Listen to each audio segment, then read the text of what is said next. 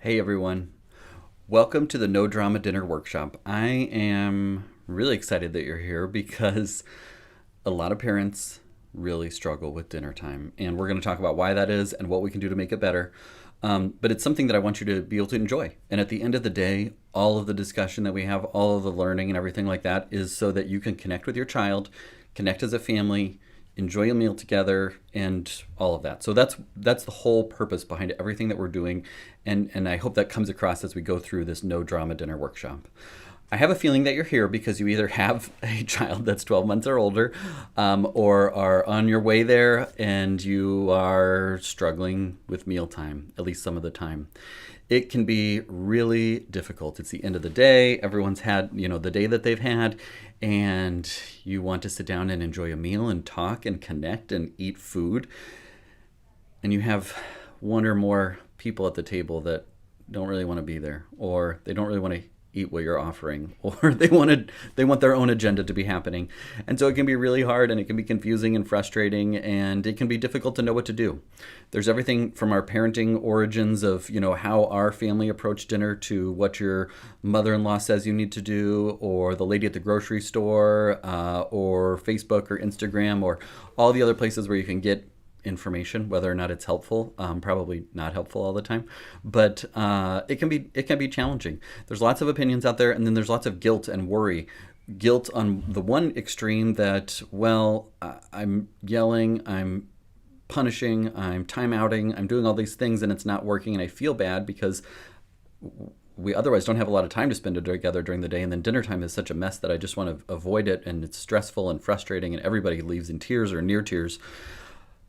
And then on the other hand, you don't want to cave to their every demand and create these really picky eaters that, you're worried that they're going to be turning out like a spoiled brat, and they're not going to eat the meals, and they're going to go to their rehearsal dinner for their wedding, and they're going to want a cheeseburger when everyone else is having filet mignon because and then you're going to get blamed for that too. So it's a really difficult position to be in.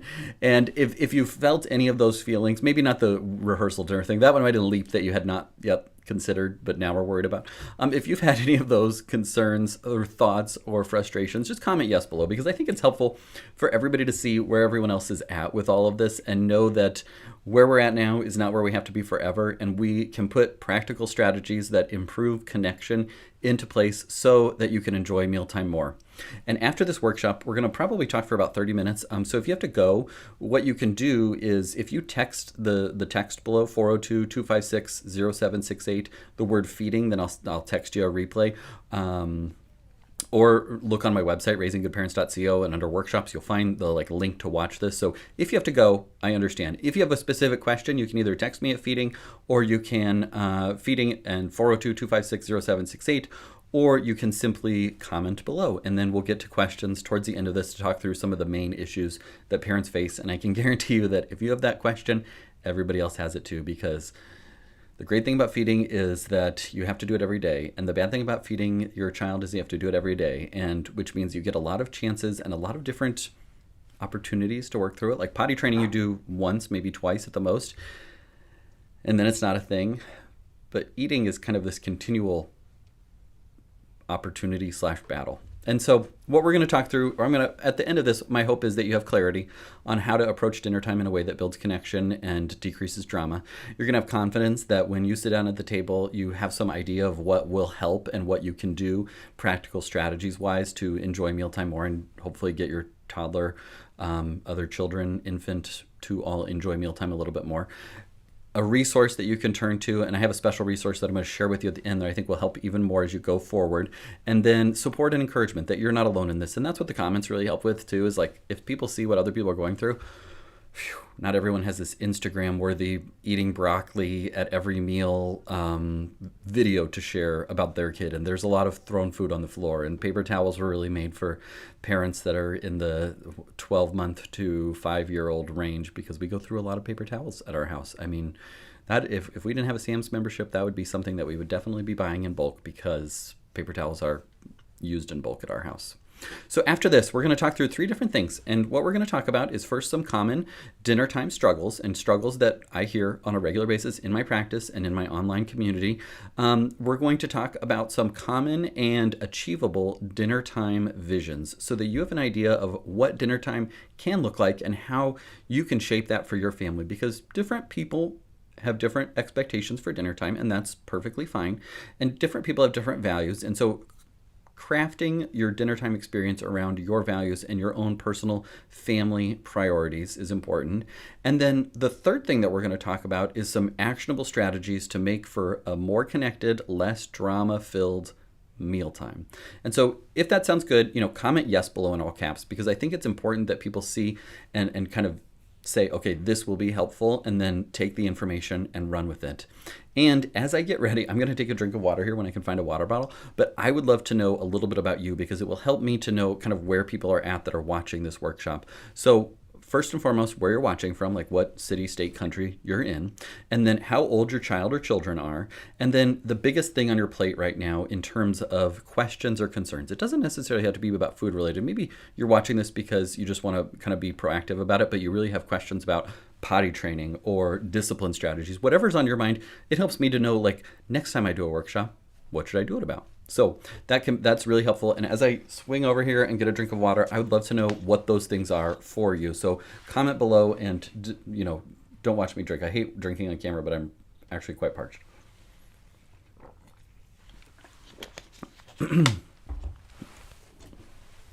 I'm also going to flip this over so that I have the information that I need to share.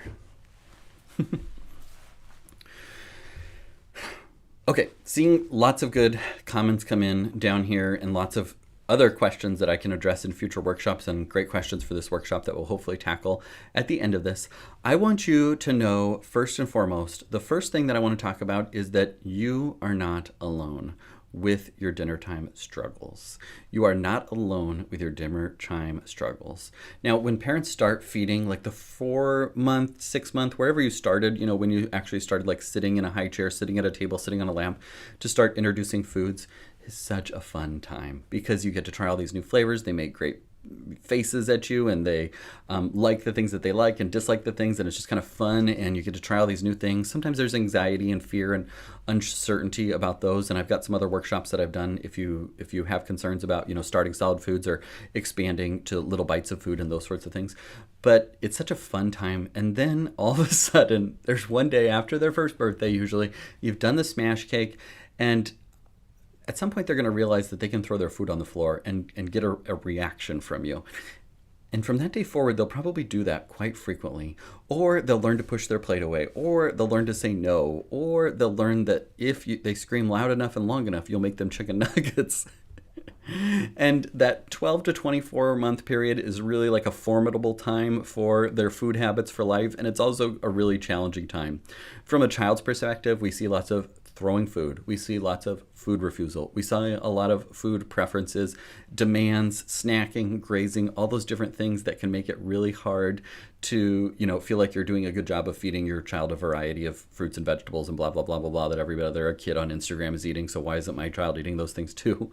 And then also, like, surrounding mealtime can be difficult for children too. If mealtime is taking too long, then you might be giving them snacks to try and hold them over, or they might just be having a meltdown, or you as a parent might be having a meltdown because dinner wasn't supposed to take this long and we all wanted to sit down and have a hot meal, and it's getting really late and it's almost bedtime and we still haven't gotten it ready because we had all these things came up and it was a long day at work, and daycare didn't go so good. The kid, we got a report that he bit or something like that. I mean, there's just a lot of things that can add to the stress. And then on top of that, you have the guilt that we talked about. You have confusion, you have worry or resentment that things are going the way they are. It might be that when you sit down at the table and your child throws his food on the floor or says no or chucks his milk cup at you, that you feel a lot of disrespect in that moment. You might also be future casting and thinking, wow, this is so tough now, it's only going to get worse from here. Or I'm really worried that my 5-year-old is going to be the only kid at the school picnic that refuses to eat what everyone else is eating. Or, when they go to their wedding rehearsal, like like I said before, they're going to be the one that requests a cheeseburger when everyone else is having, chicken or salmon or filet mignon or something like that. Like, I don't want those things to be my child, but I'm really worried about those. There's also this sense of justice. Like, I spent all this time, you should eat the food that I prepared for you. And obedience and respect. There's a lot of different feelings and emotions baked in to food and mealtime. And it can really make it difficult for parents to feel like they're doing a good job or doing things right, or they're trying to do different than they did as when they were a child and they were parented, and maybe they didn't like the way things went with the food that they were eating, or the way that they were being treated at the table, and want to do something different, but are falling into old habits because you just don't know what else to do, and you got to get this kid to take a bite of his Brussels sprouts before anybody can leave the table, and we're going to have to cancel our trip to Disney World if he doesn't eat his potatoes, because that's how far along we got in our thing, and we're just wishing that we could undo that and threaten Disney World over some baked potatoes that he's refusing to eat. There's lots of things that are wrapped up in there. Hopefully they're not as extreme as that, but if you have experienced those, then comment yes below again, because I think it's really helpful that parents see these are normal fears, frustrations, sorrows, tragedies, annoyances that surround mealtime. And maybe if you have one that you're especially feeling right now as we're talking through this, comment below so that other people can see that too. Because I do think, like I've said, it does help when other people can and see what everyone else is struggling with, rather than just the Instagram worthy posts of kids eating broccoli off of the floor and all those things that happen once in a lifetime that somebody catches on video that aren't really what it is like. Now, what I want you to do is think about what a realistic vision of family mealtime could be.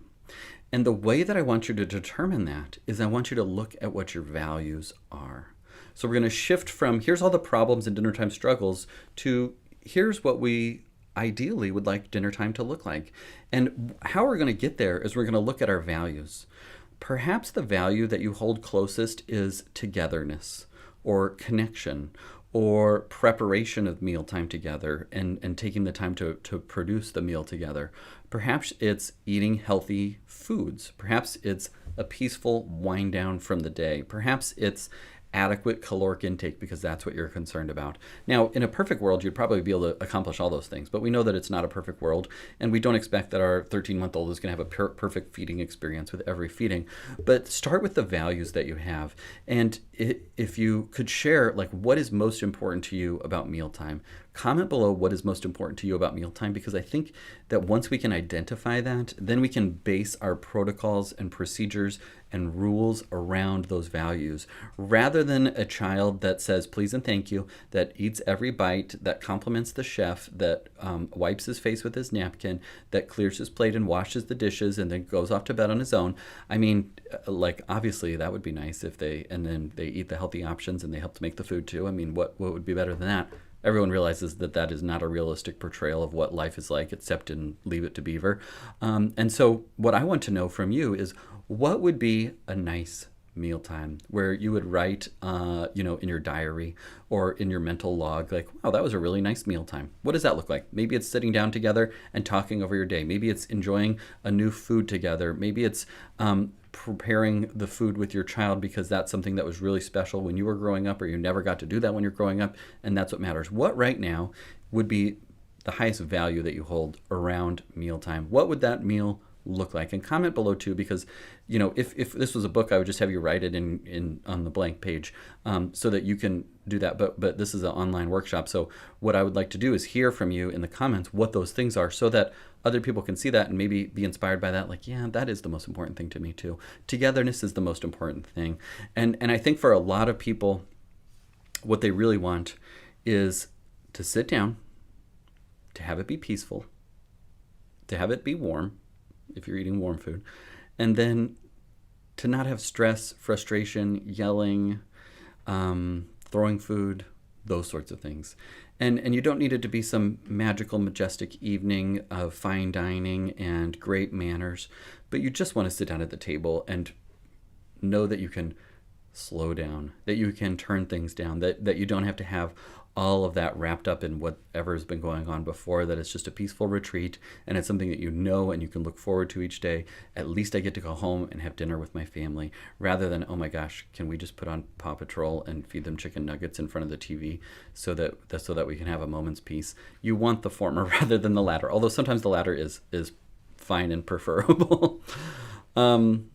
So based on what you have decided are your values, we're going to talk through a few different strategies. And I have 3 strategies that I really want to share to decrease drama and increase connection. And the first one is to focus on your values in deciding on your procedures. For procedures, what I think of when I say procedures is, this is the way that mealtime goes. This is what happens when this happens. This is the specific way that we handle this.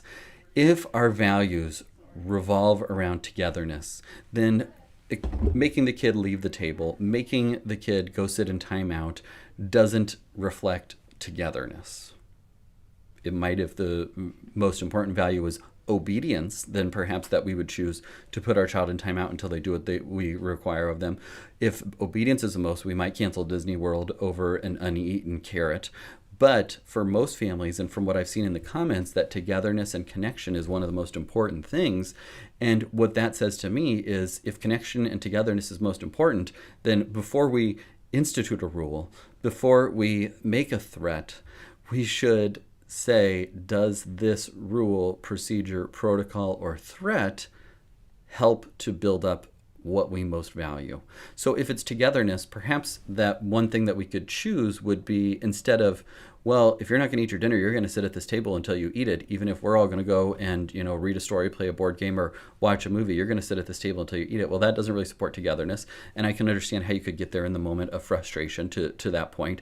But instead, it could be, it doesn't seem like you're hungry for carrots right now.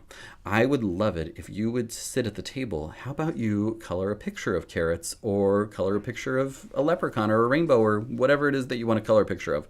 Because then we're still seated at the table together. We're honoring that, okay, they're not hungry, which sometimes I'm not hungry, and sometimes I'm not hungry for carrots. We're honoring those things, but we're focusing on our value, which is togetherness. And then when your child is 35 years old and they think back to dinner time, it's like, well, we always sat down at the table and I got to hear about my parents' day, and I listened and they listened about my day.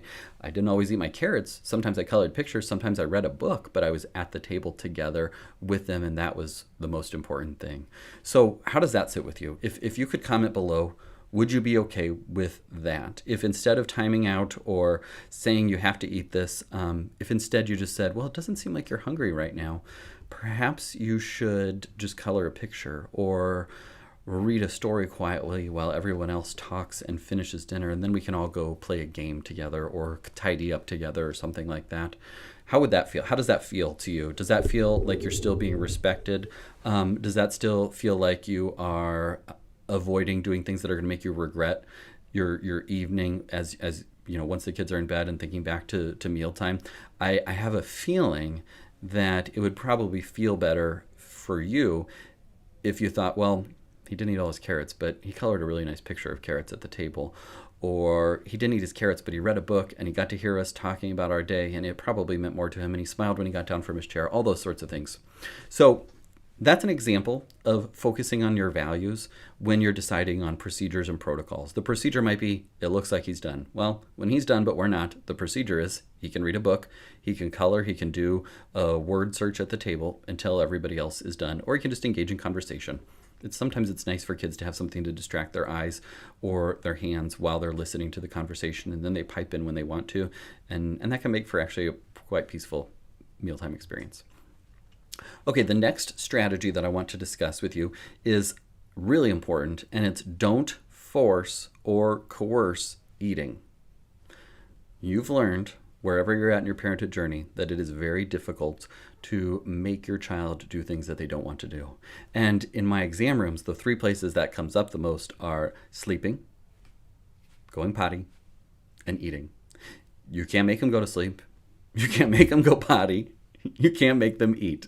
And guess what? That's where all the battles stem from.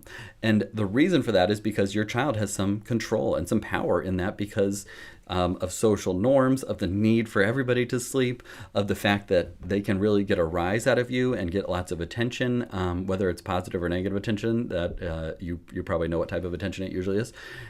they can get those things from those power centers: feeding, sleeping, and stooling and peeing. And so they do that. And so what I know is you can't make them sleep, you can't make them go potty, and you can't force them or coerce them into eating.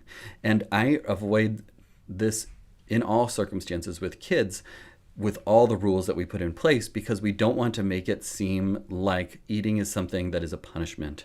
We don't want to make it seem like eating must be done, and if we don't do it, then that affects my individual value. And so whatever you've done in the past, which is probably things that we have done in our house too, to try and force them to eat or threaten them, with loss of privileges or loss of Disney World or whatever it might be to get them to eat, I want you to say, I'm done with that. And before I threaten or force them to eat again, I'm just going to stay quiet. And if I have to, I'll just let them leave the table if they're done. But I'm not going to force them or coerce them into eating anymore. Things to remember that go along with that is they might not be hungry. They might not like what's being served, or they might just be tired or had a long day. And those are normal adult things. Sometimes I'm not hungry. I mean, it's rare, but sometimes I'm not hungry. Sometimes I don't like what I'm being served. I mean, I cook a lot of meals at our house, and so I usually like the things that I cook. But if we go out to eat, or it's someone's special occasion or a birthday or something like that, I might not like it, and that's okay. Like, I wouldn't shame another adult for not eating mushrooms or Brussels sprouts or turkey burgers or whatever it might be. And so I'm not going to do that to my child anymore.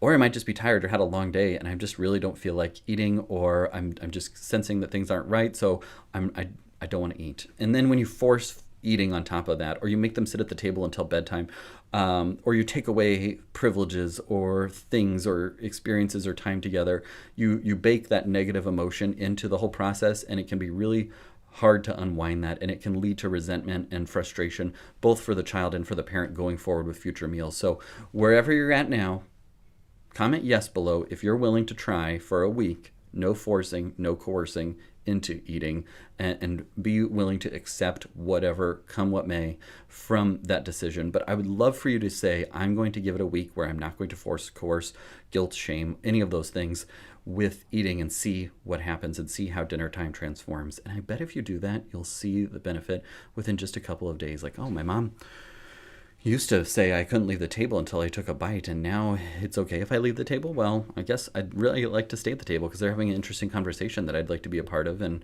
I'm not feeling that, shade or heat or whatever it is to eat, so I'm okay with sitting here. It might also, say, well, yeah, I wasn't hungry that last night, and so I didn't eat green beans, but I see these leftover green beans, and I actually am hungry, so I'll eat those, versus last night I had to eat those green beans, and I am still angry about that, and I feel disrespected and so small because my dad made me eat green beans before I left the table, even though I wasn't hungry and even though I had a bad day and my tummy hurt. I'm not going to eat those green beans again, and I'm going to, hang on to that longer than I did in the past. So I don't say all this to make you feel bad for where you were ever at, because this is the opportunity to move forward and say, things are going to be different now. We're going to try something different. And it's okay to, depending on the age of your child, you might apologize to them, or at least say, hey, in the past we used to do this, this, and this when you guys didn't eat. We're going to change our tone. We're going to change our tune and try something different. And we're going to do this, this, and this. What do y'all think? In the past, we did this. We decided that we don't want to do that anymore. And if we hurt your feelings in the past, I'm sorry. But from now on, we're going to try and do this instead. And it's going to take some practice, and we'll probably make mistakes. And I'm going to try and be more patient with you. And hopefully you can be patient with me as we learn this new approach to eating so that we can enjoy mealtime more. Comment yes below if that seems like something that is reasonable and that you're willing to try, at least for a week, to see how it goes. Now, the third thing that I want to tell you is that I want you to unwrap your worth from how well your child eats. Unwrap your worth from how well your child eats. I think this is a common issue that parents face, is they feel that what their worth is as a parent is how well their child eats their green beans and their mashed potatoes and their salad and their meatloaf. And if I didn't get my child to eat, to consume what was on their plate, if they don't have a clean plate, if they didn't do a no thank you bite or those sorts of things, then I'm a bad parent, and other parents out there are doing much better than I am. And what I want you to do is take your worth and what your kid eats and separate them out further than they are now and say, I don't have control over my child. I mean, period. But I don't have control over what they eat, and that is okay. I'm going to be okay with realizing that they might not like those things.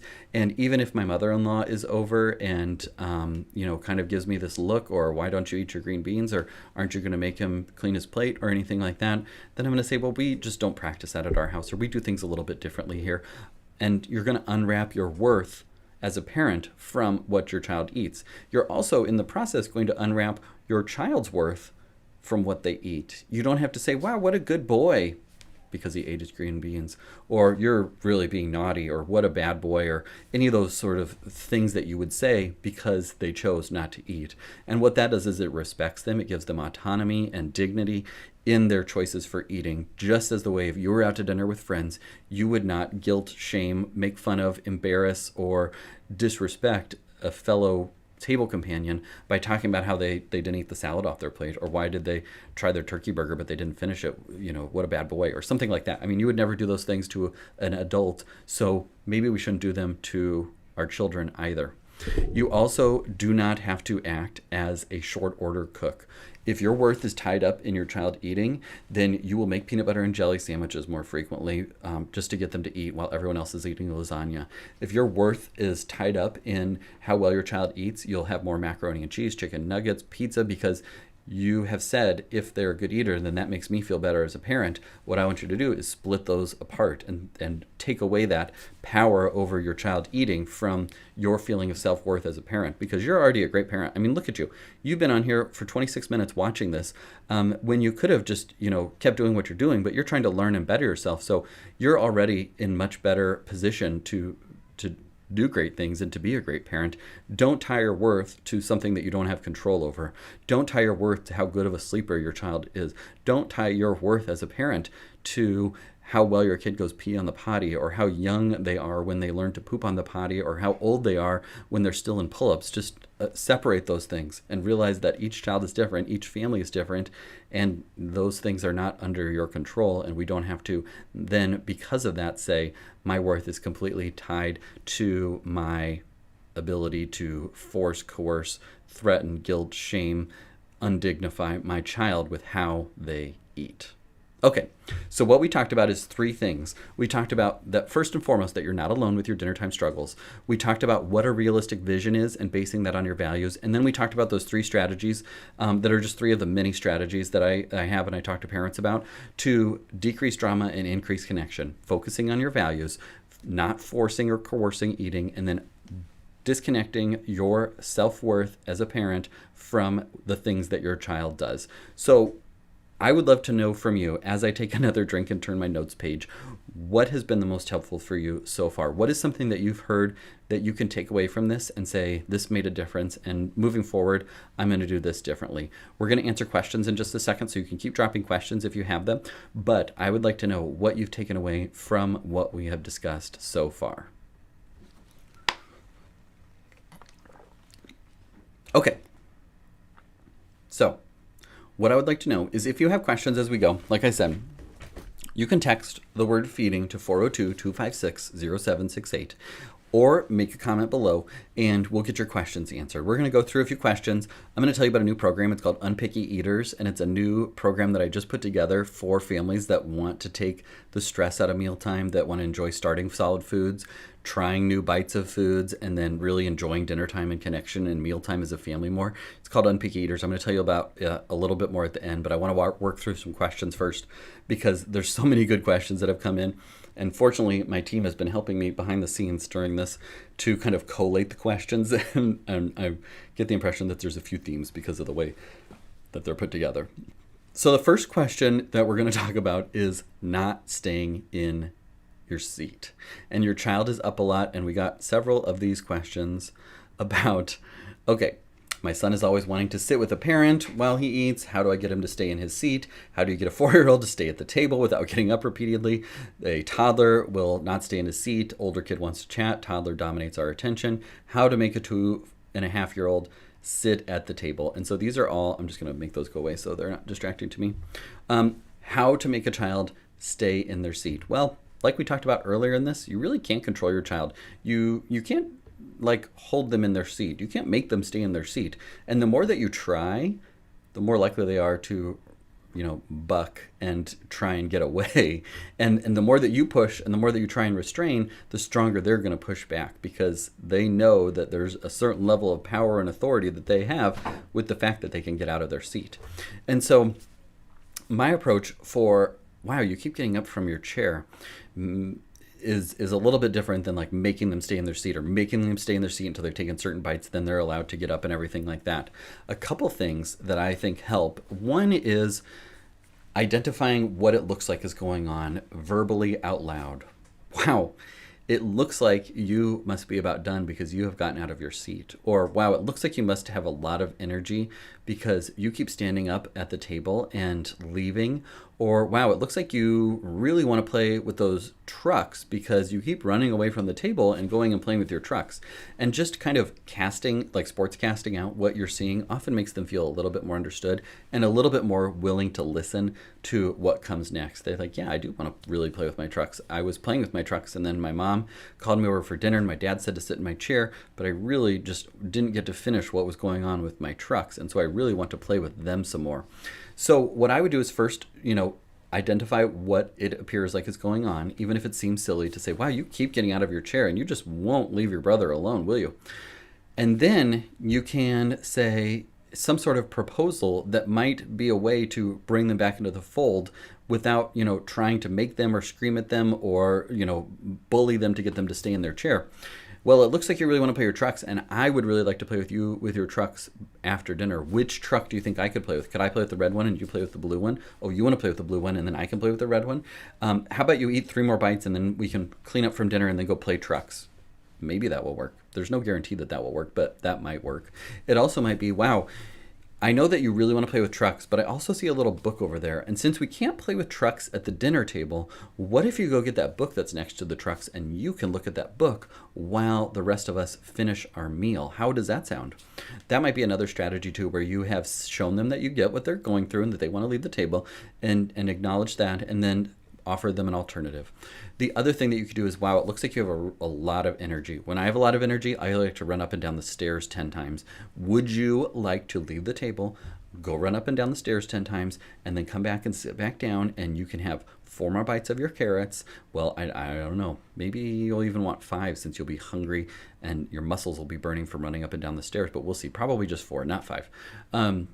You go do that, and then you come back and you sit down. Because sometimes people just have a lot of energy. Like sometimes I want to stand up too. Like I've been talking for 32 minutes, and I would actually love, my camera wouldn't follow me, so I won't, but would love to like get up and stretch a little bit. How does that sound? Those are some just over the top, off the top of my head suggestions for not staying in our seat. You can also use a sticker chart. Hey, you did a really good job today staying in your chair because I know you really wanted to get out, but you ate your food, you waited until we were done. How about a sticker? These seem like things that children shouldn't be rewarded for, because I don't get lots of affirmation and sticker charts and bonuses for staying in my chair during a business meeting or something like that. But for children, it's okay to do that. I also, don't get stickers for going potty on the potty and all those things. But as a child, I'm sure I did. And so we outgrow those things. But those things are fine to use as a way to say, hey, I like what you're doing. I want to encourage more of that. You can earn stickers. You can earn rewards by doing what we ask of you. And that doesn't mean that I just get to walk all over my mom and dad and look at that. All I did was sit in my chair and I got a sticker and 5 more stickers and I'm going to get a car. Those are the experiences that those things help us to learn. And then we're able to do better and we're able to grow and eventually get to the point where we sit in our chair because it's the right thing to do, and we get some positive reinforcement and engagement because of that, and then we move from that. So not staying in the chair, not the end of the world, but it can be really frustrating. So have some ideas and some alternatives that you can do without trying to restrain your child in your chair. The other thing is say, wow, it looks like you're done. If you are still hungry, you're going to have to come back to the table and sit down again, mister. But for right now, it seems like you're done, and so it's okay if you get up and leave. I mean, that's fine, right? Because it's preserved our relationship. It hasn't caused us to lose, or to sacrifice our child's dignity.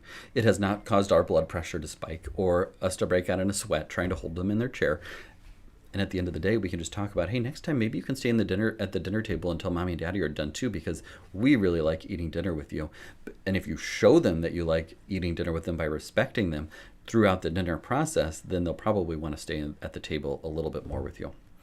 Okay, that's question one. Okay, another question. I knew this one would get asked quite a few times, and it is throwing food. 18-month-old toddler throws food.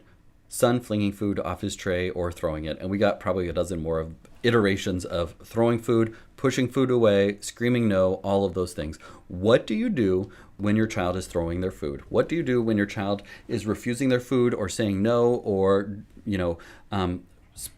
one time our daughter, she was probably 2 at the time, we had guests over, and she took her food and threw it across the room, and everyone was like food probably fell out of people's mouths because they're like, oh my gosh. And it landed under the couch. I had to push the couch out to get the food out from under it because she threw it so far. What do you do under normal circumstances when your child is throwing food? The easiest thing is, again, to sportscast what's going on. Wow, it looks like you're done. And since you are done, it looks like you decided to throw your food. Really hard to not have your blood pressure and your voice spike when you do that. But if you can remain calm and realize that that's why they made paper towels, then you can say, oh my gosh, it looks like you must be done. You must be really full. What I'm going to do is move your food away, because I'd really like it if you didn't throw it, because it makes a mess and I worked hard on that meal and we don't want the dog to eat it or your sister on the ground to eat it or whatever the case might be. It looks like you're done. And then that's it.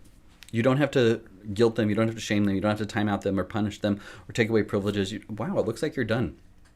And then if they say, whoa, whoa, whoa, I'm not done, maybe they're old enough to say something like that, or maybe they just indicate that they still want to eat. Oh, you would still like to eat? Well, let's start with this. And you give them one thing back. And then they can decide what to do. They can decide to eat it. They can decide to not eat it. They can decide to throw it. And then you can move on from there as, oh, it does look like you're done because you just threw another food that I gave you. I'm going to put your food back on your plate, because I love you and I respect you, even though you've done something that hurts my feelings. I'm going to put the food back on your plate. I'm going to put it in the fridge. And if you're hungry, you just tell me that you're hungry in your way, and then I'll get you the same food and give it back to you.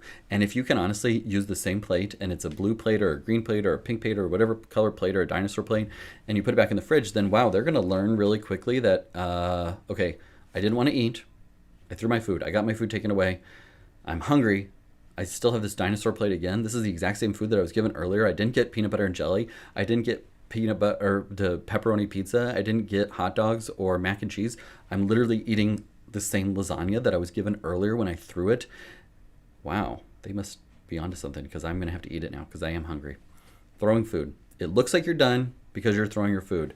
Oh, you're still hungry. Here, try this bite. Oh my gosh, look, you are hungry. Let's try another bite.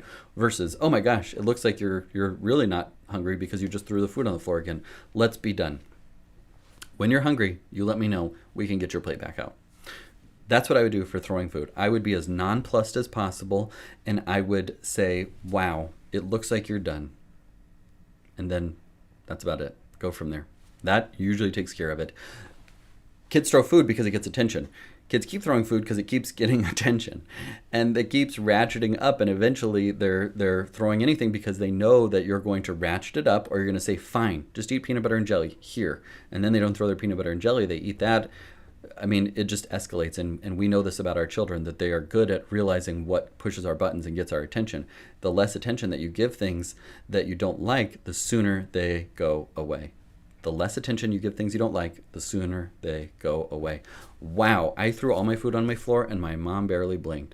Wow, I threw my food on my floor and my dad is just eating his food, pretending as if nothing happened, and he just remarked about how I look like I'm done, and that's it. That's it. And then eventually they kind of move on to other things to try and get your attention. And then they kind of keep doing that until they're, 19 or 20, or once they move out of the house, usually they stop trying to do things to get your attention. So you have that to look forward to. The third one that is a really common thing. So the third question, 4-year-old refuses to eat his veggies, 13-month-old refusing to eat anything but crackers, waffles, and pureed packets. And why doesn't my 2-year-old eat that much? And why is it the same 5 things when he does eat?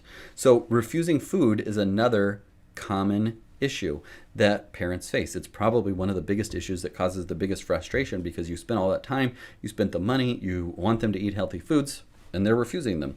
Well, let's just stop and think about what the reasons might be. They might not be hungry, in which case I don't eat foods when I'm not hungry. I mean, sometimes I do eat them when I'm not hungry because there's, all the stress and emotional baggage of eating. And sometimes I just want to have a candy bar or something like that, even when I'm not hungry.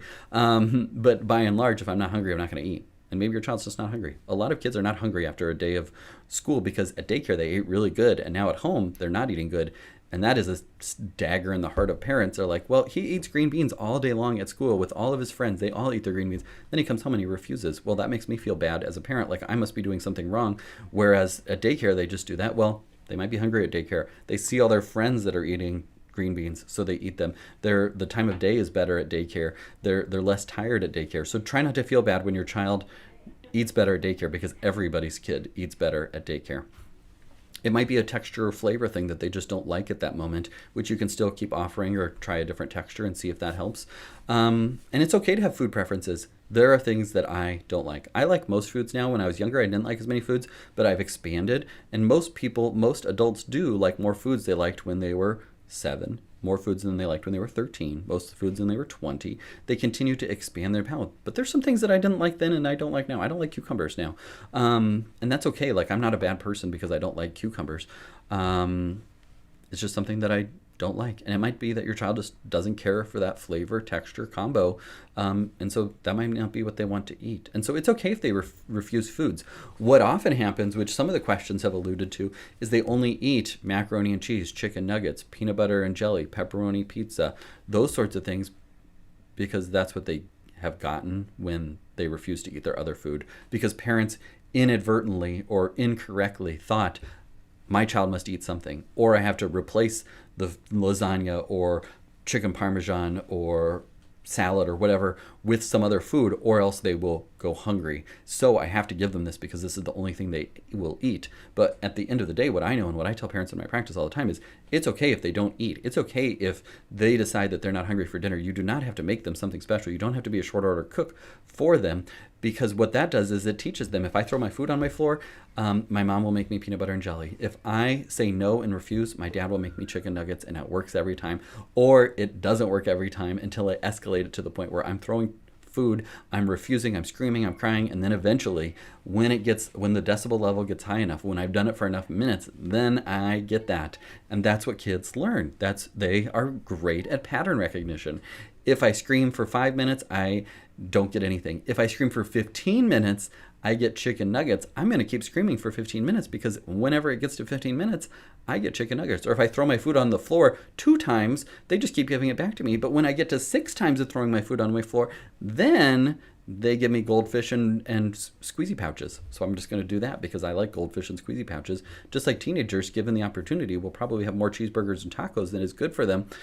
Kids are the same way. They like food that tastes good and that is full of, all of those addictive sugars and fats and things that are in those foods. So of course they're going to figure out how to get more of those if given the opportunity. Now on the flip side, if they realize, oh my gosh, I said no, I refused to eat my food, I got down from the table, I went and played, I told my mom I was hungry, and I'm eating off the same dinosaur plate that I was offered earlier, and it's literally the exact same foods in the exact same ordering, well, I guess I am hungry, so I will eat them this time. Total different change. Comment yes below if that makes sense and if that helps to clarify for you what specifically you can do with food refusal, because I think that is a big frustration and a source of stress for families, is the idea of food refusal and your child going hungry. They will not go hungry. There are many children around the world that don't have 1 meal a day, let alone 3 meals per day, packed with nutrients and fats and sugars and everything that our diets have in them. So I know that your child will be okay if they skip a meal or 2 meals or 3 meals, and if they seem to just keep, staying hydrated and gaining weight and all of those things. They're eating at some point. They're eating those things. But we know that they can skip meals just fine. They can go to bed hungry. You don't have to give them a snack before bed, because guess what happens? Hey, every time, it's like at daycare, they're all talking like the Rugrats did. Like, hey guys, guess what? Here's a strategy to try at your house. If you refuse to eat your dinner and you refuse to eat your dinner, they'll let you down from the table. And then when it's bedtime, they'll give you squeezy pouches and applesauce and chicken nuggets because they don't want you to go to bed hungry. I mean, they talk about these things at daycare, and then they try them out, or they've realized that that's how it works. If I refuse long enough, I get what I want. Versus if I refuse long enough, then I'm just really hungry at night. And they keep giving me this dinosaur plate that has the exact same food from earlier on it. I might as well just eat it or not eat it and just be hungry and wait till the next meal and then start over with breakfast or whatever it might be. Hopefully that helps. Hopefully that makes sense. Now, there's a lot more wrapped up in food. There's a lot more things that you can do to encourage and enjoy mealtime. And like I talked about earlier, Unpicky Eaters is a new course that I've put together for families who really want to enjoy dinner time, enjoy mealtime, have confidence and peace and connection around the dinner table, and relieve all of the stress and anxiety and worry and frustration that comes with eating.